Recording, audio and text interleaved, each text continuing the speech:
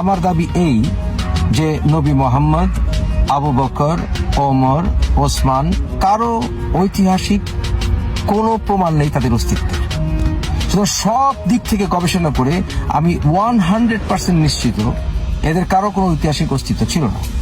আমি জানতাম নাস্তিকরা অনেক গাধা হয়, বলদ হয়, বোকা হয়, কিন্তু আজকে আমি দু চোখে দেখলাম নাস্তিকদের মতন মেন্টালি সিক এই পৃথিবীতে আর একটাও নাই। না হলে একজন কিভাবে মোহাম্মদ সাল্লাল্লাহু আলাইহি সাল্লামের অস্তিত্ব সম্পর্কে সন্দেহ পোষণ করতে পারে?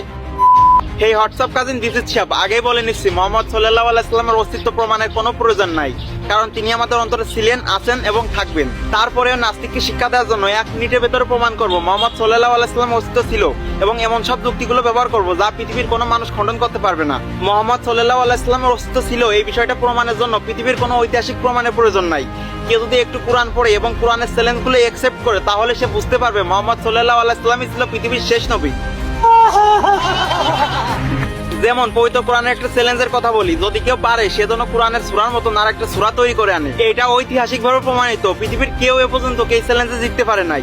আচ্ছা, আপনার কি মনে হয় যার কোনো অস্তিত্বই ছিল না তার স্রষ্টা এমন কোন চ্যালেঞ্জ দিতে পারে? দ্বিতীয়ত, মোহাম্মদ সাল্লাল্লাহু আলাইহি সাল্লামের জনপ্রিয়তা। আচ্ছা, আপনার কি মনে হয় যার কোনো অস্তিত্ব ছিল না তাকে 180 কোটি মানুষ ফলো করতেছে? তৃতীয়ত, পৃথিবীর প্রত্যেকটা মানুষ, হিন্দু, বৌদ্ধ, খ্রিস্টান, নাস্তিক, সকলে জানে যে 500 থেকে 700 খ্রিস্টাব্দের ভেতরে আরব ভূমিতে বিশাল এক বৈপ্লবিক পরিবর্তন সংঘটিত হয়, যা মোহাম্মদ সাল্লাল্লাহু আলাইহি সাল্লাম দ্বারা সংঘটিত। কিন্তু দুর্ভাগ্যজনক বিষয় হলো আপনি জানেন না, বিষয়টা খুব হাস্যকর।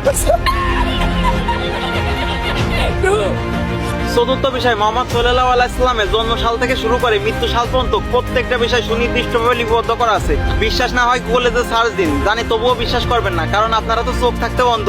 আর একটা কথা, যারা জেগে থেকে ঘুমানোর ভান ধরে তাদেরকে জাগানো অসম্ভব, অতএব আপনারা ওয়েট করুন আপনাদের পরিণতির জন্য।